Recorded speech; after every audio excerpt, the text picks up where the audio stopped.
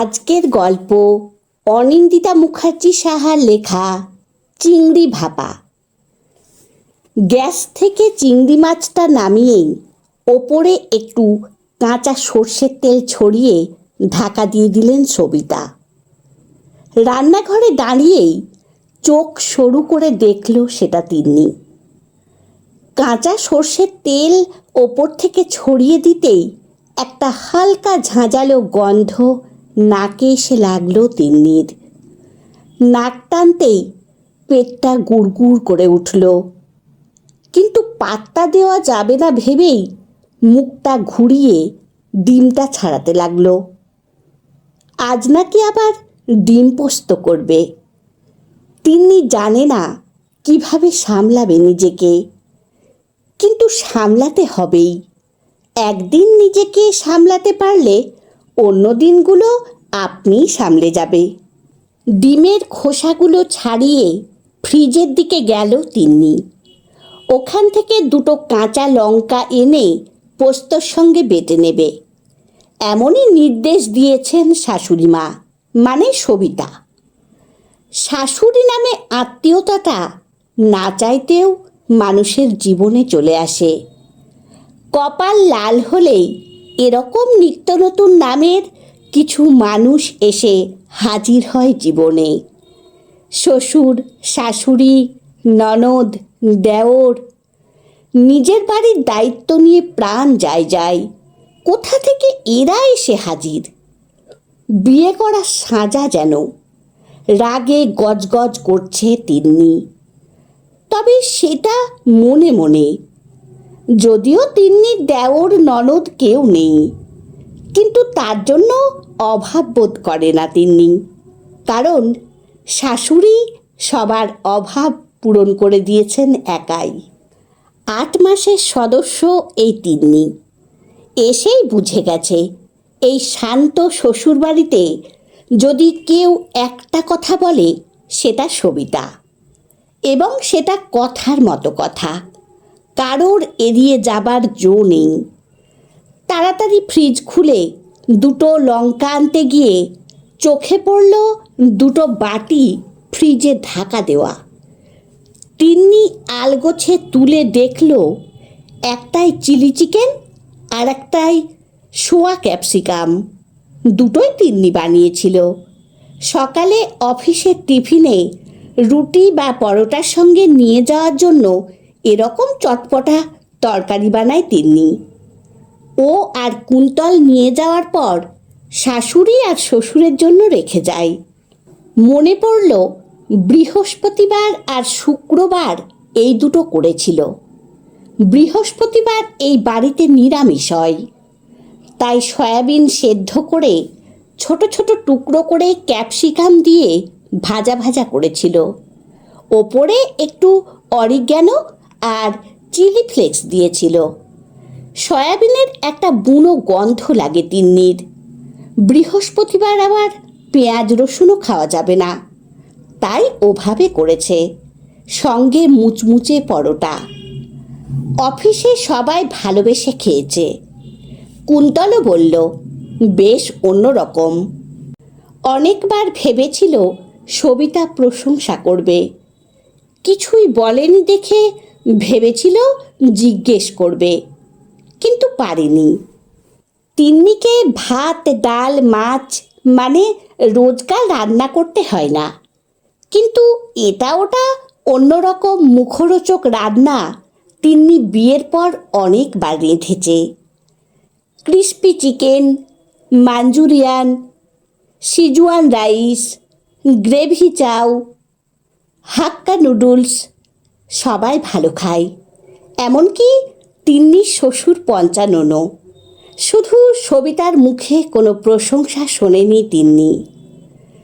তিন্নির মা বলে শাশুড়ির মন পাওয়ার একমাত্র উপায় ভালো রান্না করা। উনার চোখে পড়ার মতো সংসার করার সময় তো তোর নেই। ওভাবে করতে গেলে উনার পায়ে পায়ে ঘুরতে হবে, আর সেটা সম্ভব নয়, অফিস থাকে। যদিও তিন্নির অত মন পাওয়া নিয়ে মাথা ব্যথা নেই, এখন তো আরও নেই। চিলি চিকেন শুক্রবার বানিয়েছিল। সত্যি এত সুন্দর হয়েছিল। অফিসের সাগর তো শেষটুকুও চেটে খেলো। বলল, তিন্নিদি, তুমি তো পরে বানিয়ে খেতে পারবে। সেদিন রুটিটা শুধু শুধু খেয়েছিল তিন্নি। কি করত? জিনিসটা বানিয়েই ছিল অল্প। সেটা কুন্তলকে টিফিনে দিয়ে ও নিজে অফিসে নিয়ে এদের জন্যও রেখে গিয়েছিল। পরিমাণটা দেখলো তিন্নি এইটুকুই রেখেছিল। তার মানে নিজেও খায়নি, শ্বশুরকেও দেয়নি। অথচ পঞ্চানন কত ভালোবাসে এসব খেতে। ওদের জন্য রাখতে গিয়ে তিন্নিও কত কষ্ট করে খেলো শুকনো রুটিগুলো। কান্না পেয়ে যাচ্ছে তিন্নির। লঙ্কা দুটো এনে পোস্তর মধ্যে দিয়ে বোতামটা ঘুরিয়ে দিল। সর্বশক্তি দিয়ে ঘুরছে মিক্সার মেশিনটা। দেখে মনে হচ্ছে সাংঘাতিক রেগে গেছে, আর অমন জোরে ঘুরে সেই রাগটাই বের করছে। ডিমটা তেলে দিয়ে দিয়েছে সবিতা, লাল লাল করে ভাজছে। তার ওপর ছড়িয়ে দিল হলুদ গুঁড়ো। টেরিয়ে টেরিয়ে সবটাই দেখছে তিন্নি। পাশে রাখা চিংড়ি ভাপা। রবিবার মানেই জমাটি রান্না এ বাড়িতে। রান্নাটা অপূর্ব করে সবিতা। বাড়িতে মায়ের রান্নাও খেয়েছে তিন্নি, কিন্তু মাকে কখনো গুছিয়ে রান্না করতে দেখেনি। মায়ের রান্না মানেই কোনো রকমে চটজলদি রান্না করা। আর কি বা করত? কত দূরের একটা ব্যাংকে কাজ করত তিন্নির মা। দুবেলা যে গুছিয়ে সময় মতো খেতে দিত, এটাই অনেক। দে দে, যা বেটেছিস দে, কড়াইতে তেল হয়ে গেছে। সবিতা তাড়া দিতেই তাড়াতাড়ি আরেকবার ঘুরিয়ে দিল। মনে আছে, এর আগে একদিন পোস্ত বেটেছিল তিন্নি। পোস্ত বাটা দিয়েই ভাত খাবে। বাড়িতে কেউ ছিল না, তাই রাতের মেনু ছিল পোস্ত বাটা, ডিমের অমলেট আর ডাল সেদ্ধ, পেঁয়াজ শুকনো লঙ্কা দিয়ে মাখা। রাতে পঞ্চাননের নেমন্তন্ন ছিল, আর কুন্তল অফিস পার্টিতে গিয়েছিল। তাই তিন্নি রাতটুকু ছুটি দিতে চেয়েছিল সবিতাকে। কিন্তু যে মানুষ নিজে ছুটি চায় না, তাকে কিভাবে ছুটি দেবে ও? না হলে বলে, পোস্ত আরও বাটা হতো, ডিমের অমলেটে নুন বেশি, আর ডাল মাখায় পেঁয়াজ বেশি। অথচ একই জিনিস কি তৃপ্তি করে খেয়েছিল সেদিন তিন্নি। একদিন মুড়ি মাখায় নাকি ঝাল বেশি। কি অবলীলায় ফেলে দিল মুড়ি মাখাটা। খুব কষ্ট লেগেছিল তিন্নির। আগে দেখেছে কুন্তল আর পঞ্চানন কত প্রশংসা করত তিন্নির রান্নার, কিন্তু সবিতা তিন্নির রান্না নিয়ে এমন নেগেটিভ প্রচার করে যে ওরা ভালো বলতে ভয় পায়। অফিসে শ্রেষ্ঠা বলে, পাত্তা দিও না তিন্নি দিদি। কিন্তু তিন্নি কাকে বোঝাবে? পরিবারে একে অপরকে বেঁধে রাখতে পারে শুধু যত্ন দিয়ে। আর যত্নের আরেকটা রূপ হলো রান্না করে খাওয়ানো। খাওয়া জিনিসটাই জীবনের প্রধান। না হলে নিমন্ত্রণ বাড়িতে লোকজনকেও ডেকে খাওয়ায় কেন? এত এত টাকা ইনকাম করা কেন? আর তিন্নিরও ইচ্ছে করে খাইয়ে মন পেতে, কারণ ও যে নিজেও খেতে ভালোবাসে। তিন্নি দেখল কড়াইয়ে তেলে পেঁয়াজগুলো কেমন লজ্জায় লাল হয়েছে। আরও লাল হয়েছে কারণ ওরা পোস্তর সঙ্গে মিশেছে। মনে পড়ল এর আগে একদিন চাট মশলা দিয়ে আলুর তরকারি করেছিল, বেশ ঝালঝাল করে, যাতে সবিতা ভালো খায়। রেখেও গিয়েছিল, কিন্তু ধরে রত্নাদিকে দিয়ে দিল। বাসন মাজতে এসে এইটুকু ওর অতিরিক্ত প্রাপ্য। রত্নাদি পরের দিন কত প্রশংসা, বৌদিমণি তোমার হাতে জাদু আছে। আমার ছেলেটা খুব ভালো খায় তোমার রান্না। তার মানে তিন্নির রান্না প্রায়ই দেয় রত্নাকে। তাতে আপত্তি নেই তিন্নির, বরং ভালো লেগেছিল যখন প্রশংসা করেছিল রত্না। সঙ্গে কষ্টও লেগেছিল। আসলে তিন্নির খুব ইচ্ছে করে সবিতাও খাক, প্রশংসা করুক। নে বাবুকে আর বাবাকে ডাক, টেবিল রেডি কর, গ্লাসে জল ঢাল, আমার রান্না রেডি। তাড়াতাড়ি করে খেয়ে নে, রত্না আজ দেরি করে আসবে, একদম মুছে মেজে পরিষ্কার করে দেবে। রত্নাদিকে খেতে দেবে না, দুপুরে আসবে। সবিতার কথার পিছনেই তিন্নি ইচ্ছে করেই জিজ্ঞেস করল। কড়াই থেকে ডিম পোস্তটা ঢালতে ঢালতে সবিতা বলল, সে আছে ফ্রিজে তরকারি, দিয়ে দেব, আর এখান থেকে একটা ডিমও বাঁচবে। এই বাড়িতে দুটো ফ্রিজ, রান্নাঘরেরটায় খুব হাত দেয় না তিন্নি, ওটাই শুধু সবিতার রাজত্ব। আর বাইরের ফ্রিজটাই তিন্নির ওঠা বসা। ফ্রিজের তরকারি কি সেটা বেশ জানে তিন্নি। আজকে সব নিষ্পত্তি হবে। আর দুঃখ নয়, তিন্নির রাগ হচ্ছে এবার। গ্লাসে জল ঢেলে শসা পেঁয়াজ কেটে টেবিল সাজালো তিন্নি। এই বাড়িতে দুই বেলায় শসা পেঁয়াজ খাওয়ার চল আছে। আরেকটা চল আছে, সবাই একসঙ্গে খেতে বসে। খেতে খেতে সবিতাই সবাইকে বাঁ হাত দিয়ে পরিবেশন করে। প্রথম পাতের উচ্ছে সেদ্ধটা সোনামুখ করে খেয়ে নিল তিন্নি। এবার ডাল, সঙ্গে পাঁপড় ভাজা। ডালটা খেয়েই নাক শীতকালো। ডালটা কেমন একটা লাগছে, ইচ্ছে করেই বলল তিন্নি। মুখ তুলে তাকালো কুন্তল আর পঞ্চানন, চোখে বিস্ময়। সবিতা সামলে বলল, কেমন লাগছে? ঠিকই তো হয়েছে। কুন্তল মাকে সামলে বলল, কই, ভালোই তো। মুখটা বিগড়েই খেয়ে নিল তিন্নি। পেঁয়াজ দিয়ে মুসুর ডাল বড্ড প্রিয় ওর। তারপর সেটা যখন সবিতার হাতের হয়, কিন্তু বুঝতে দেওয়া যাবে না, তাই কোনো রকমে এদিক ওদিক করে ভাতটা খেয়ে শেষ কামড়টা ফেলে দিল। এরপর পাতে পড়ল ভাপা চিংড়ি। এ বাবা, এতে তো সর্ষের তেলের গন্ধ আসছে, মুখে দিয়েই বলল তিন্নি। এটা শুনে পঞ্চানন মাথাটা ঝাঁকিয়ে ফেলেছিল।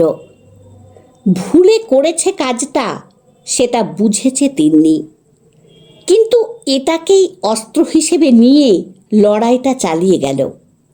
মা যখন সর্ষের তেল ঢালছিল, তখনই আমার মনে হচ্ছিল বেশি হবে, ঝাঁঝ হবে। কথাটা বলেই মুখ চেপে হাসল তিন্নি। ভাপার স্বাদ তো তেলের ঝাঁঝেই হয়, কিন্তু সেটা বলা যাবে না। আজকের উদ্দেশ্যই সবিতাকে শুধরানো। শুধরাবে কিনা জানে না, চেষ্টা করবে। ডিম পোস্তটা মুখে দিয়েই চোখ বন্ধ করে ফেলল। ইচ্ছে করছে এটা কিছু না বলে খেয়ে নিক, কিন্তু না, যা হবে আজই। রোজ রোজ ভালো খাবার নিয়ে নাটক করা যাবে না। ডিম পোস্তটাও কেমন ফ্যাকাশে বলেই ভাতগুলো নাড়াচাড়া করছে তিন্নি। মুখটা কেমন ম্লান হয়ে গেল সবিতার, সেটা বুঝতে পেরেছে বোধহয় কুন্তল। আমার তো সব ভালো লাগছে। ভালো, তবে তেমন নয়, নাক সিটকে তিন্নি বলল। তিন্নি, অনেক সময় অনেক কিছু ভালো লাগে না, কিন্তু নিন্দা করাটা মোটেই ভালো না। খুব খারাপ তো না, খেয়ে নাও। রান্নার সঙ্গে মানুষের আবেগ জড়িয়ে থাকে। কুন্তলের কথাগুলো যেন তিন্নির স্ক্রিপ্টেই ছিল। এই কথাগুলোই তো চাইছিল তিন্নি। চোখ কুঁচকে বলল, তাই নাকি? রান্নায় আবেগ থাকে? নিন্দা করা উচিত না? এইটুকু বলেই ডিম পোস্তটা দিয়ে বাকি ভাতটা মেখে খেতে শুরু করলো তিন্নি। উফ, যেমন চেয়েছে তেমনই হচ্ছে। সবিতার মুখটা শুধু থমথমে। এতটা নিন্দা বোধহয় নিতে পারেনি, অভ্যাস নেই বোধহয়। রত্না এসে রান্নাঘর পরিষ্কার করছে। তিন্নি উঠে এঁটো বাসনগুলো দিয়ে এলো। পঞ্চানন আর কুন্তল ঘরে চলে গেল। আজ টেবিলটা দেখে বোঝা যাচ্ছে না রবিবারের টেবিল। কোনো সুখ নেই, আহ্লাদ নেই। খারাপ লাগছে তিন্নির, অপরাধী মনে হচ্ছে। মা, রত্নাদিকে কোন তরকারি দেব? ফ্রিজে আছে? তিন্নি জিজ্ঞেস করতেই সবিতা একটু ভেবে বলল, না না, ওগুলো রাতে পরোটা দিয়ে খাবো বলে রেখেছি। কি দারুণ বানিয়েছিস সেদিন চিলি চিকেনটা। ওকে বরং ডিম পোস্ত আর চিংড়ি দিয়ে দে। মনটা আনন্দে লাফাচ্ছে তিন্নির। এই তো প্রশংসা করেছে, এর জন্যই তো এত কিছু। আধপেটা খাওয়া। তিন্নির মা বলে, বড় হোক বা ছোট, সবাই সবটা না জানতেই পারে। শিখিয়ে পড়িয়ে নেওয়াটাই প্রকৃত মনুষ্যত্ব। আর সেটা পেরেছে তিন্নি। তিন্নি দেখল সবিতা রান্নাঘরে গেল। কিছুতেই চিংড়ি মাছ দেওয়া যাবে না, অমন অপূর্ব রান্না। কাল বাজার থেকে এনে নিজে রান্না করে দেবে তিন্নি রত্নাদিকে, তাও এটা দেওয়া যাবে না। ছোট্ট বাটি করে বাকিটা চিংড়ি ফ্রিজে তুলে এই বাটিটা হাত দিয়ে চেটে চেটে খাচ্ছে তিন্নি। দেখে অবাক হয়ে গেল সবিতা। এখন কি ভালো লাগছে গো খেতে? তিন্নি বলতেই সবিতার মুখে মেঘ সরে সূর্য দেখা গেল। এই সূর্যটা শুধু মনের ভালো লাগা থেকে আসে, আর ভালো লাগাটা আসে প্রশংসা থেকে। এইটুকুই তো সঙ্গে থাকবে, একটুখানি স্বীকৃতি, একটু মন খুলে বলা। এইটুকুতেই তো মানুষের ভেতরে জমে থাকা অভিমান গলে যায়। টেবিল মুছতে মুছতে নাক টানল তিন্নি। রান্নাঘরে তখন আর কোনো ঝাঁঝ নেই, শুধু একটা শান্ত গন্ধ, নিজের মানুষ হয়ে ওঠার গন্ধ।